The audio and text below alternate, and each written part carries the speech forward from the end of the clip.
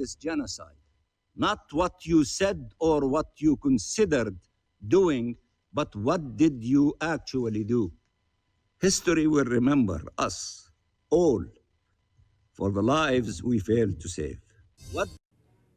This was part of a speech delivered to the United Nations on Wednesday by the Palestinian Ambassador to the UN, Dr. Riyad Mansour. He says that Israel is attempting to transform Gaza into a land without a people through the ethnic cleansing of more than 2 million Palestinians, and that it's happening because the world refuses to act. So what can the international community do? Dr. Riyad Mansour, thank you so much for joining us. For having me. You made this challenge to the international community yesterday at the UN, asking states to consider what action they have taken to stop the loss of life in Gaza. What can the international community do to stop the ongoing starvation that we have been watching day in and day out? They can do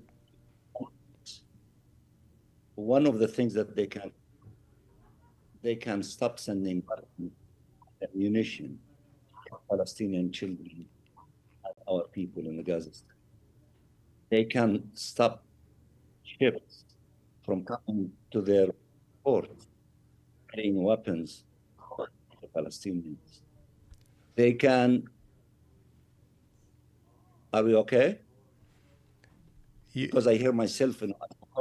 Yeah, sorry. Your voice is cutting out a little bit, but continue. I think we still have you. Okay, thank you. They also can load food and water in ships that are raising the flags of these different countries, and their Air Force can protect these boats, and they can barge on our borders in Gaza from the sea, from the skies, from land, in order to break this blockade against our people and force the will of the international community, which is calling that we will not allow this genocide to continue. We will not allow to see the starvation of Palestinian children and 2 million Palestinians in the Gaza Strip. There are many things that they can do. They can recognize the state of Palestine. They can sever diplomatic relations with the state of Israel. It is up to these countries to use any of these options available to them in their sovereign right to act.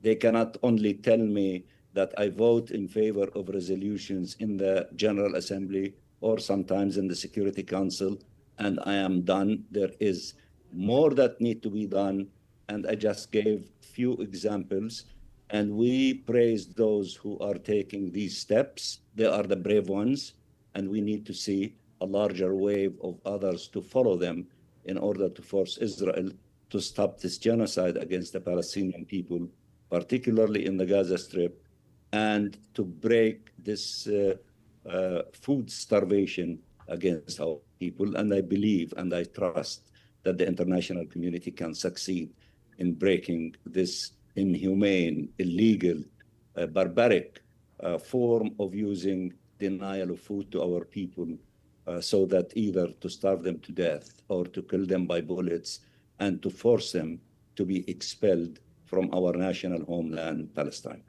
You have said that Israel was committing genocide and ethnic cleansing, and that was only possible because of an impunity that they enjoy. Many of Israel's closest allies are now using language of war crimes and threatening sanctions against Israel in ways we've never seen before, and in ways they have in language that is stronger than what we have seen over the last 21 months. Do you think this impunity that Israel has is cracking? I believe it is cracking, and that's how we, the Palestinian people, feel. This is how many organizations and countries also feel. Amnesty International, released a report to that effect, and also apartheid. And also the ICJ is considering that issue for those who want to be technically absolutely legal to see a determination by the highest court in the globe. And of course, the court is taking its time to deliberate on that, the merit of that case. But all these things are happening, and the court issued orders 3 times telling Israel to stop denying Palestinian in the Gaza Strip of food and to open the borders to allow them to have food, and to have a ceasefire in order to stop the plausibility of genocide on the Gaza Strip using the language of the court. So therefore, there are many indications that there is a growing number of countries and organizations and courts who are saying that there is a serious possibility of genocide that is taking place in the occupied Palestinian territory, especially in the Gaza Strip. But we are the people who are living this genocide, and we are saying that we are going through genocide. Help us.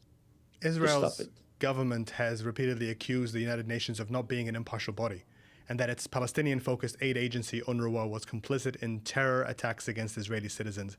They've used this to justify sidelining international aid groups and instead set up their own Gaza Humanitarian Foundation with the help of the US. Is the Israeli government right in their claims?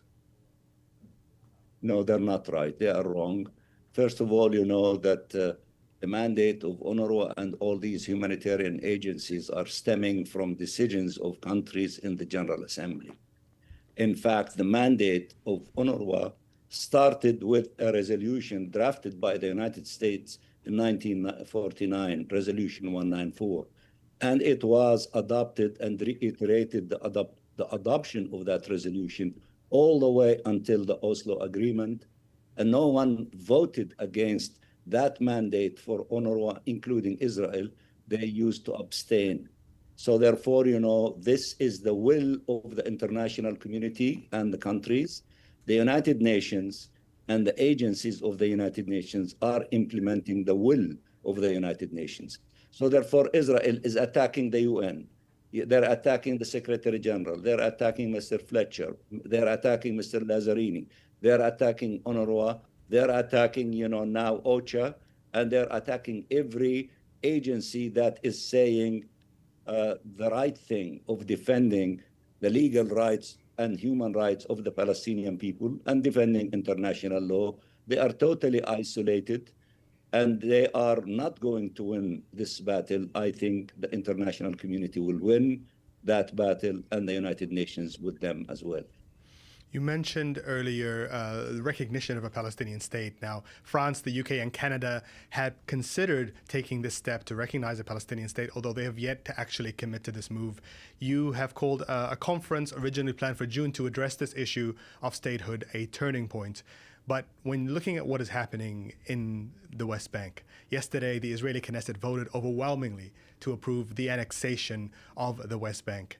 Will recognizing a Palestinian state change the realities on the ground, or will it merely be symbolic? It is a significant step in the right direction. We have 149 countries that have recognized the state of Palestine.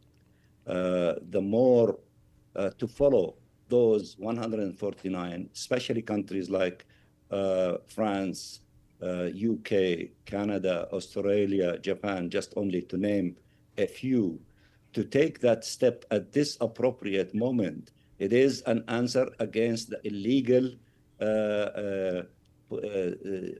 law adopted by the Knesset, which is illegal from the point of view of the ICJ, which said that annexation is illegal and said that settlements are illegal, and Israel therefore should be stopped from the continuation of all these illegal breaches of international law, and declared that this occupation is illegal and it has to be terminated as quickly as possible. The General Assembly legislated a resolution to take steps in that direction, including convening this international conference, which was supposed to be held on the 17th of June. It was held for a few minutes, suspended. It will be resumed on the 28th of this month, Monday. And that resolution, the conference, is concentrating on actions for countries to take in their national capacity in order to shorten the life of this illegal occupation and to terminate it, and to allow the Palestinian people to exercise their inalienable rights, including their right to self-determination, statehood, and the right of the refugees to return and therefore to actualize the global consensus on the two-state solution to become a reality. We hope that countries will step up to the plate and take more practical steps in that direction. I participated and led the Palestinian delegation in the very important meeting in Bogota, Colombia, in which a number of countries said they are committed to take practical steps of not allowing Israel to take weapons from them, not to have ammunition from their countries, and not to allow ships to carrying weapons to Israel to kill the Palestinians to pass through their ports. These are very important practical steps of a group of countries. We hope others to follow them, including the recognition and many more steps that countries can take in order to force Israel to stop all these denial of the rights of the Palestinian people, especially our right to self-determination, and to impose a system of discrimination against us, a system of apartheid against the Palestinian people, and therefore, to succeed in upholding international law and the will of the international community, the resolutions of the United Nations, and to allow the Palestinian people to live in freedom and dignity in their homeland. The most important thing that we need now immediately is ceasefire, stopping the killing against our people to save lives, not to kill Palestinians, either through bullets or through starvation. We've seen the situation, as you mentioned, in the West Bank continue to deteriorate. And under far-right Israeli ministers such as Finance Minister Bezalel Smotrich, an enormous number of amount of money has been transferred from the Israeli government into these settlements. Some of these figures have made no secret that their aim is to continue towards the annexation and also towards the sidelining completely of the Palestinian Authority and Palestinian leadership. You mentioned that Hague Group meeting that took place in Colombia last week, and that, of course, yourself and Palestinian leadership also took part. But apart from appealing to the international community, as you have at the UN, have you continuously repeated to do, what cards are there left for Palestinian leadership to play in order to try and stop what is happening, not only in Gaza, but in the West Bank as well? Well, among the other things that we are doing, there was a declaration today saying that the entire Palestinian people everywhere, including in the West Bank, and the occupied West Bank and East Jerusalem, and Palestinians everywhere are ready and willing to carry food on their shoulders and to walk back to the Gaza Strip to help our brothers and sisters. I remember I was one time before going with the president to visit Lebanon, that we had a discussion and the president issued a declaration to all leaders in all corners of the globe. Use your ships. Our borders are open. We invite you to cross our borders from the sea, from the sky, from the land, in order to break this blockade against our people in Gaza and to stop the starvation and to provide them what they need. We repeat this call to all leaders of the globe. I had the honor of passing a letter from the president to the Secretary General of the United Nations to that effect, and we are approaching all leaders in order to help us in accomplishing that objective. We need to stop this carnage against our people in Gaza. We need an immediate ceasefire. We need humanitarian assistance to reach all corners of the Gaza Strip, and we need to fight against the crime against humanity of kicking our people from our homeland. We have no homeland except Palestine, and Gaza is a precious part of that homeland, and our people want to stay in Gaza and to rebuild it.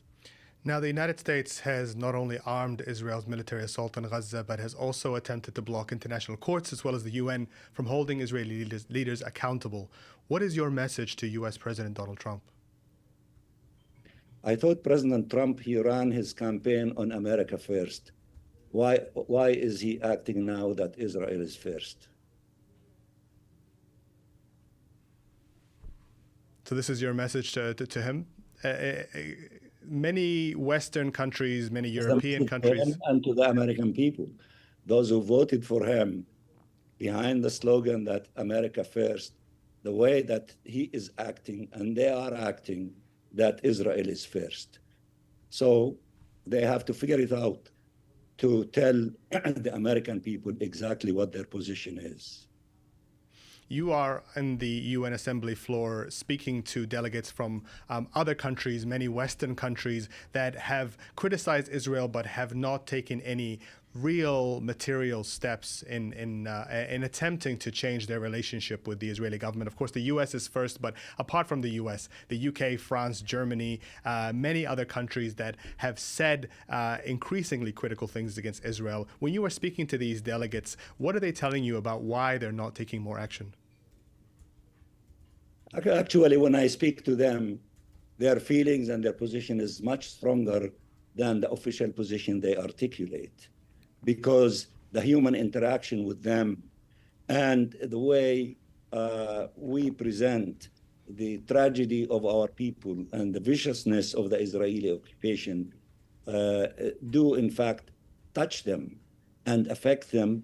And if it is up to some of them, they would take even bolder steps than the official positions of their governments. But we are patient. We keep working with them. We see the shift. We appreciate the position of the 27 European countries and the UK, 28 of them, including countries like Canada, Australia, and others, who have given Israel warnings that if they do not stop this crime of starving the Palestinian people to death, that they will take measures, punitive measures against Israel. And I hope that they resort to practical steps in order for Israel to realize that these are not empty threats, but they mean business, and that they contribute in a significant way to putting an end to this war of starvation against our people, this war crime, this genocide against our people, by using war as weapon of war, food as weapon of war, which is, a criminal act. It is, an act of genocide against the Palestinian people. And I believe it will take place. Last year, 4 European countries took that significant step of recognizing us. I'm referring to Spain, Ireland, Norway, and Slovenia. I believe others will follow them and will follow them soon. And I wish that they have done that a few months ago or a year ago. But nevertheless, I think that they are so close to taking that step, and to take other steps. Not to send weapons to Israel is extremely important to be taken seriously by the European countries, because they do send weapons. They buy weapons from Israel. They send ammunition to Israel, and to take steps by threatening that they will not send these weapons to kill Palestinian children, especially in the Gaza Strip, we take it seriously, and we hope that they follow through in order to stop this Israeli criminal government from continuing these illegal breaches of international law and the crimes against humanity against the Palestinian people, along with war crimes and genocide against our people. We are hopeful, we are patient, and we continue to work with all these countries and other countries, including the Arab countries, the Muslim countries, the African countries, the Latino countries.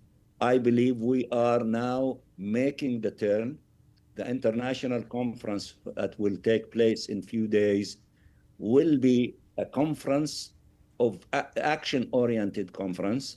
We will see how many countries will declare taking practical steps in order to pressure Israel to stop the war, to stop, denying our people of food, to stop, the forced displacement, and to force this illegal occupation to begin the process of being dismantled, and to allow the Palestinian people to acquire and to achieve independence, freedom, and dignity in the independent state of Palestine, with East Jerusalem as its capital. Dr. Mansour, finally, I want to ask you about a moment that took place in the UN just weeks ago, when you were speaking about the conditions and the realities in Gaza, and you were overcome with emotion. What does it mean to be Palestinian in this moment? Well, I have two mixed feelings. One is that we are living a collective tragedy. We are living Nakba in the process of continuing, which our parents and our grandparents started in 1948, before 1948, through 1948.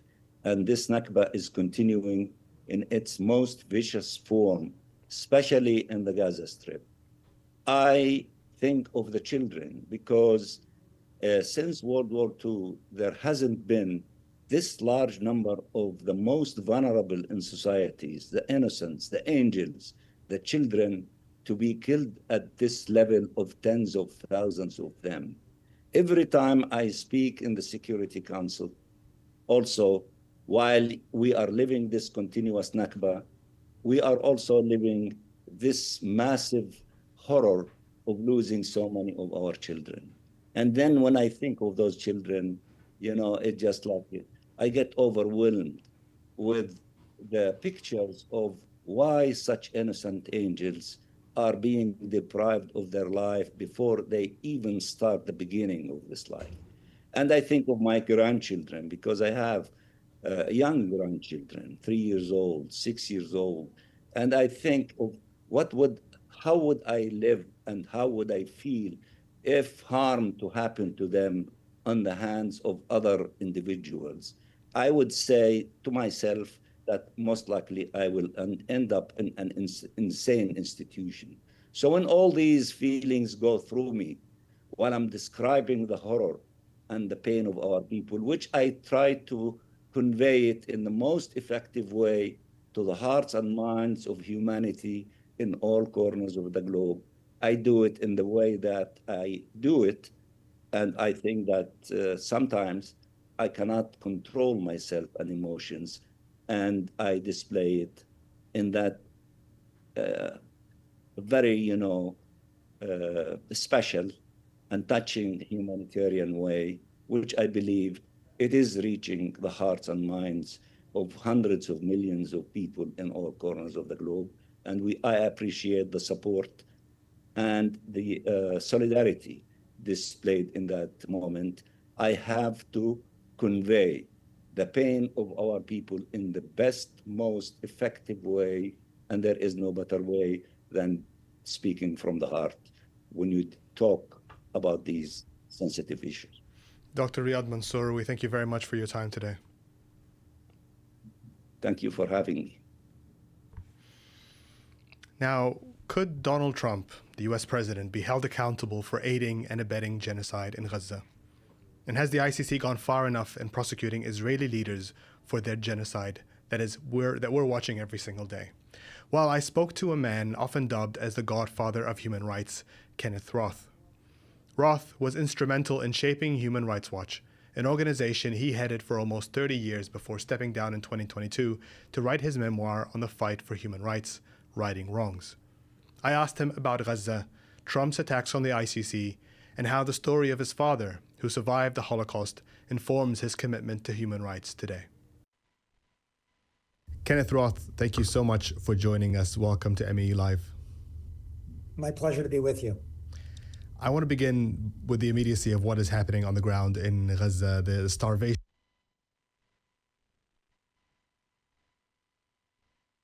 Kenneth Roth, thank you so much for joining us. Welcome to MEELive. My pleasure to be with you. I want to begin with the immediacy of what is happening on the ground in Gaza, the starvation, the ongoing killing of people queuing for aid day in and day out.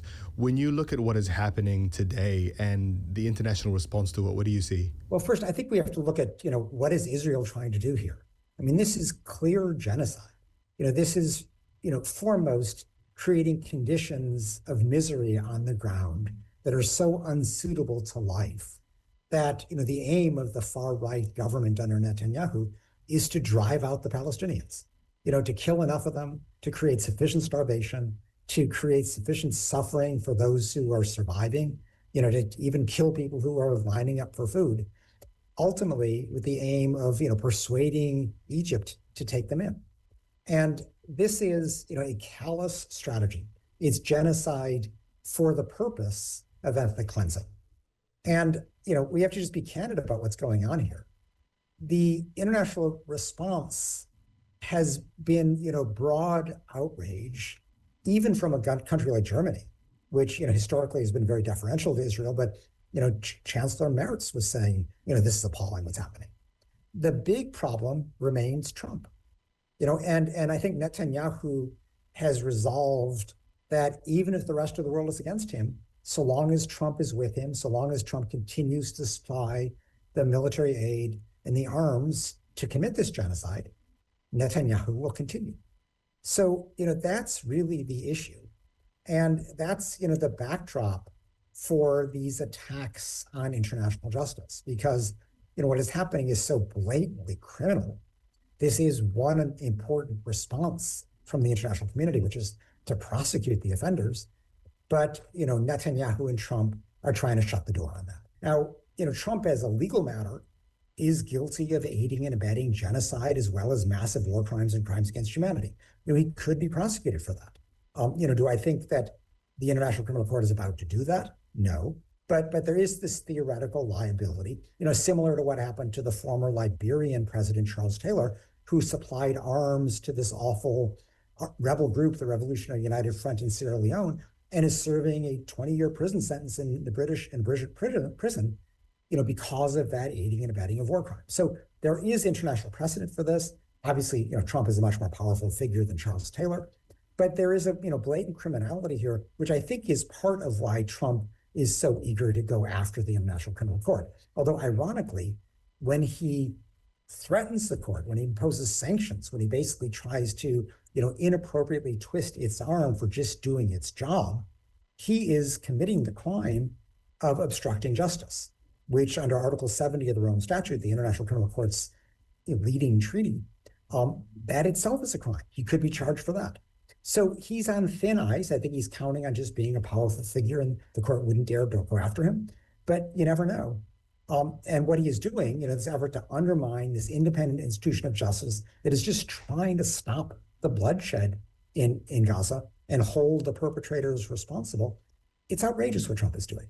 And we have to, recognize that and continue to push him to stop, but also recognize that he could actually be criminally liable. Now, speaking of the International Criminal Court, last week we broke a story about threats that were made to the ICC prosecutor Karim Khan from one of his own colleagues, British-Israeli ICC lawyer Nicholas Kaufman, who told Khan that if he didn't drop the arrest warrants against Israel's leaders, and if he attempted to go further and pursue more charges against more Israeli leaders, then he and the court would be destroyed.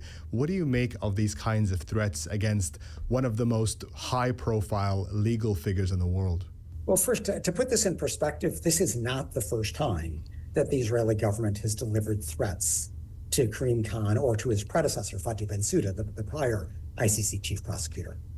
In those cases, Mossad was actively monitoring communications, and Fatou Bensouda herself received very direct threats by Mossad officials. So, this is a pattern at this stage. And the fact that Netanyahu would try to deliver a message through a British-Israeli lawyer is a continuation of that effort to manipulate and obstruct justice. I mean, this should be another count on the charge sheet. The court has been going slowly. I mean, the court has charged Netanyahu and Gallant, the former Israeli defense minister, with their starvation and deprivation strategy. These are war crimes. But, the court has not yet even charged any Israeli official for the indiscriminate bombardment in Gaza, for the attacks that cause enormously disproportionate harm to civilians, for the repeated killing of civilians who, just show up and try to get food because they're starving. None of that has been charged yet. So the court is really, behind on what should be one of its foremost priorities, to bring justice to a situation that is absolutely abysmal. And now we have to add to that list that it has not yet charged anybody for these blatant attempts to obstruct justice. And the case that it had against the Israeli leadership really primarily focused on this idea of using starvation as a weapon of war.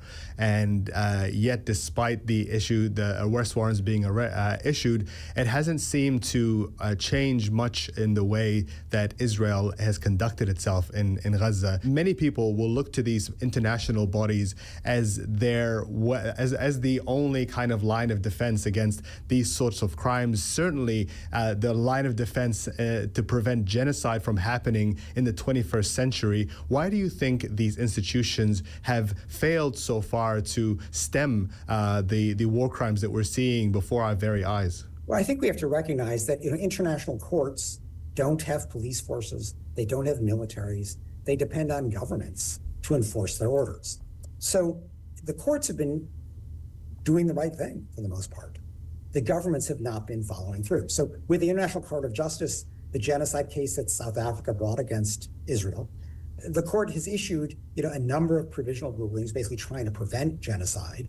Israel has ignored them. And there have been some consequences from Europe, but not the critical consequences needed from the United States. So the slaughter continues. The same with the International Criminal Court. I'm disappointed that the starvation charges that have already been issued against Netanyahu and Gallant have not diminished the starvation strategy. This has been central to European strategy, to Israel's strategy ever since. But there again, when the response from Trump is rather to say, oh, this is horrible, don't commit this crime, but rather, I'm going to attack the court for having the audacity to describe what you've done and appropriately charge it criminally. In those circumstances, when the major, largest benefactor by far is saying, don't worry about this, we're going to try to kill the court, Netanyahu doesn't worry about it. So I wouldn't blame the court. I would blame the governments that fail to uphold the actions of the court, legitimate as they are. And the lead government that is failing in that respect is the U.S. government under Trump. We saw this week Belgian authorities arresting 2 Israeli soldiers on accusations that they were complicit or could have been complicit in war crimes in Gaza. And this was prompted by independent human rights organizers, including the Hind Rajab Foundation. What do you make of these kinds of efforts to go after individuals on European turfs away from the ICC and the ICJ? Oh, I think that these efforts to use what's known as universal jurisdiction in national courts are very important because, first, the International Court of Justice is not a criminal court; it's a civil court. It's to resolve disputes between governments, and so that will decide whether Israel is committing genocide. Nobody will be prosecuted there because it's not a criminal court. It's the International Criminal Court that handles prosecutions, but as we've discussed, it's proceeding very slowly. It's issued charges only against 2 people for one kind of crime and nothing else. So the ICC needs to be supplemented. And one way to do that is for national prosecutors using universal jurisdiction to go after offenders themselves. Now, I'm happy if a low-level person is pursued, but that's not the heart of the matter. Low-level people are not committing these crimes on their own. These are orders from above. And I'd be much happier if we saw something like what France has done with respect to Bashar al-Assad, the deposed Syrian president, where they've charged him because he was the one who was orchestrating the mass atrocities in Syria. Why are not European courts using universal jurisdiction going after Netanyahu or Israel Katz, the current defense minister, or other senior generals who are the ones who are ordering these atrocities? Yes, go after the low-level soldier, but that does not begin to be enough.